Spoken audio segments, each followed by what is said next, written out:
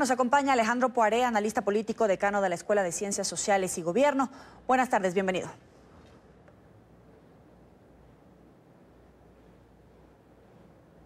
Muchas gracias, encantado. ¿Qué se puede esperar de esta reunión del G20 en temas económicos, principalmente en la potencial guerra comercial entre China y Estados Unidos?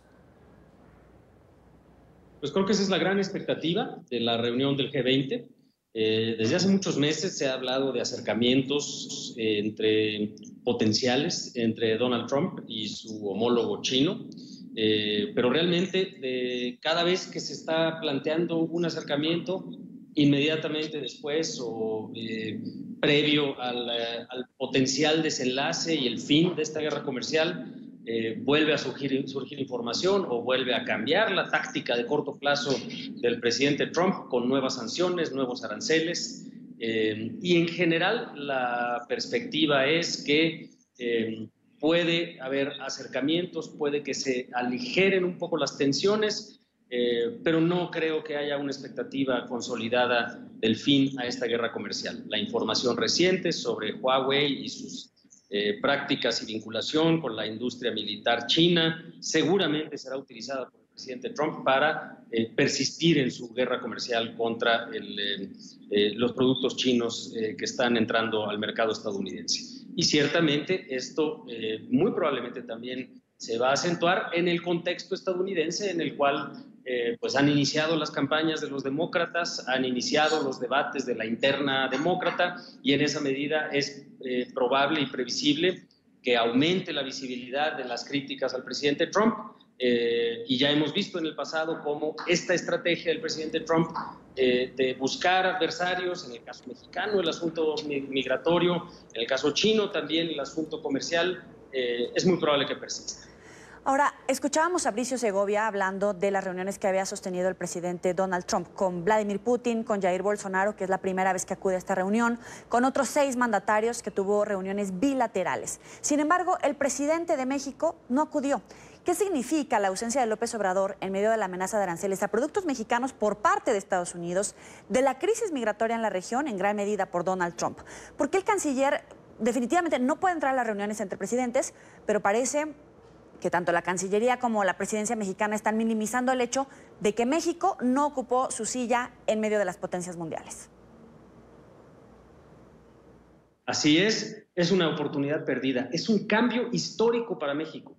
Se pudiera pensar que el papel de México en foros como la OCDE, como el G20, como las Naciones Unidas, como muchos otros foros multilaterales, es coincidente con los gobiernos de los últimos 30 años, quizá, que han promovido el libre comercio de México, la integración con América del Norte, la integración con aliados estratégicos en América del Sur, como son Chile, Perú, Colombia, pero no es exclusiva esa perspectiva de una visión internacional de los últimos 30 años. Incluso en el régimen autoritario de los años 60 y 70, México tuvo siempre un papel muy activo en el escenario internacional y esta ausencia del presidente López Obrador en el G20 marca un hito histórico muy preocupante. ¿Y por qué se pierde una oportunidad?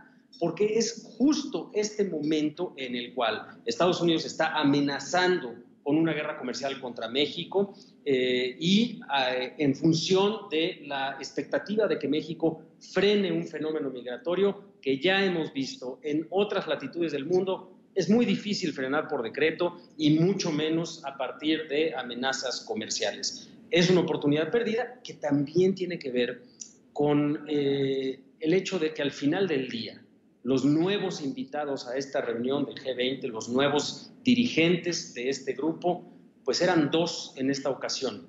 Por un lado, Jair Bolsonaro de Brasil, por otro lado, Andrés Manuel López Obrador de México. El contraste y algunas de las similitudes iban a ser interesantes. Jair Bolsonaro llega con este anuncio de que parte de su comitiva está siendo acusada de tráfico de drogas, con cocaína en el avión en España.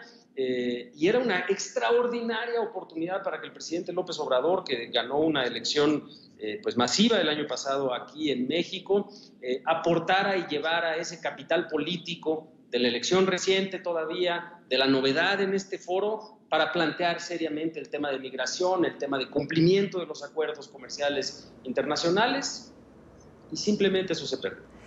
Ahora, México es el único país en esta reunión de las 20 potencias mundiales que llega con personal de segundo nivel, es decir, el canciller, que ya lo decíamos, no puede entrar a todas las reuniones con el resto de los presidentes.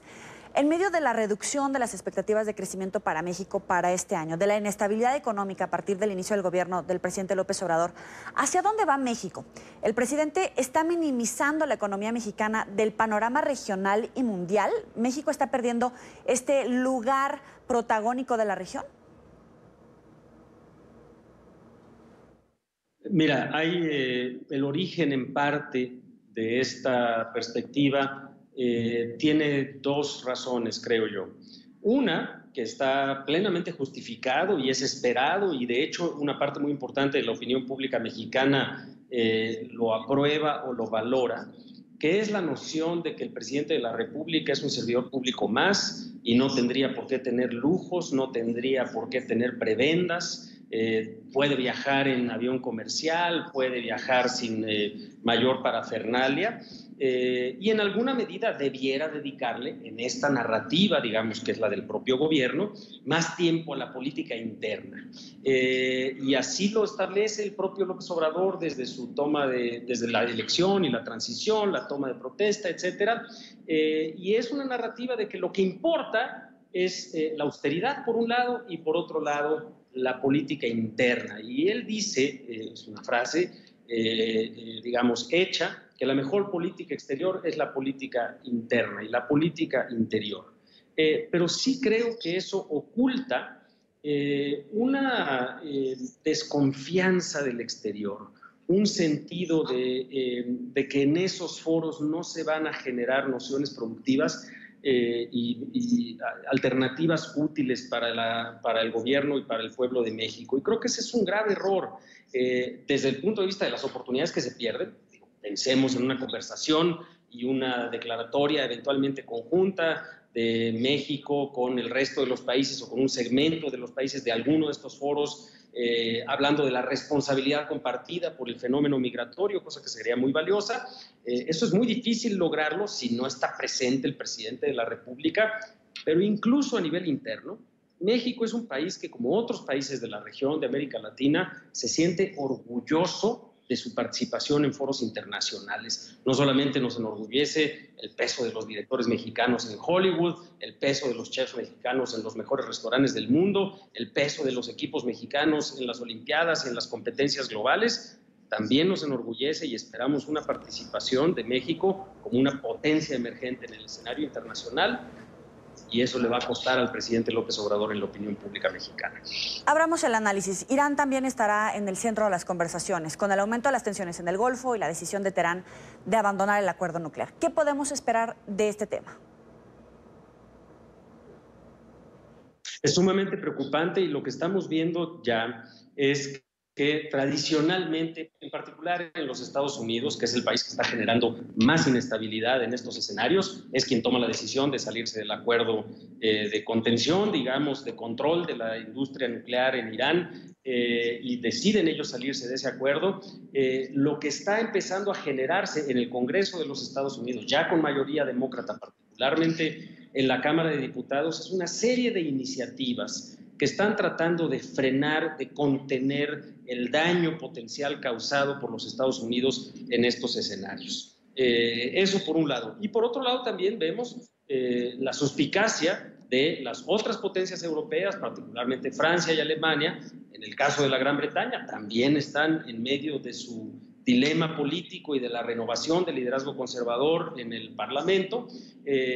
Han buscado mantener el acuerdo con Irán, pero es un momento particularmente complejo. Hay que tener en mente, hace apenas unos días fue derribado uno de estos aviones de investigación y de obtención de inteligencia, que es un dron, digamos, sumamente sofisticado, sumamente capaz, y que puso al borde de una respuesta militar que todavía no se conoce la dimensión que hubiera sido, pero el propio presidente Trump dice que si hubieran esperado hasta la muerte de 150 personas derivado de este ataque, y amenazas muy explícitas por parte del propio presidente Trump al gobierno de Irán. En ese contexto, porque lo que hay que esperar son declaratorias, particularmente, creo yo, de las otras grandes potencias o las potencias regionales, Alemania, Francia, probablemente mismo China, Rusia, diciendo que hay que contener alguna parte de esta tensión que se está generando, fundamentalmente por parte de Estados Unidos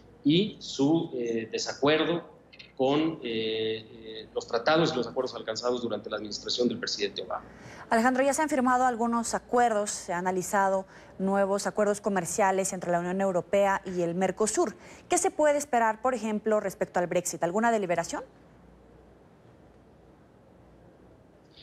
Pues mira, no pareciera ser que ese es el caso. Todas las expectativas apuntan a la consolidación del liderazgo de Boris Johnson en la Gran Bretaña. La implicación que eso tendría es la continuación de los planes para la salida de la Gran Bretaña de la Unión Europea. Sin embargo, una cosa muy diferente es que se consolide el liderazgo de Boris Johnson y otra, que logren tener un acuerdo con la Unión Europea que permita definir exactamente en qué condiciones se va a dar esta salida. Realmente creo que en este G20 vamos lamentablemente a volver a ver la preeminencia de los liderazgos autoritarios, me refiero fundamentalmente al chino, probablemente al ruso, algún papel de contención de los liderazgos regionales como es el de Japón y el de Alemania y el de Francia, y la verdad, el desorden global causado por los liderazgos populistas de los Estados Unidos y de la Gran Bretaña. Es Alejandro Poiré, exsecretario de Gobernación en México. Gracias por estar con nosotros. Con todo gusto. Hasta luego.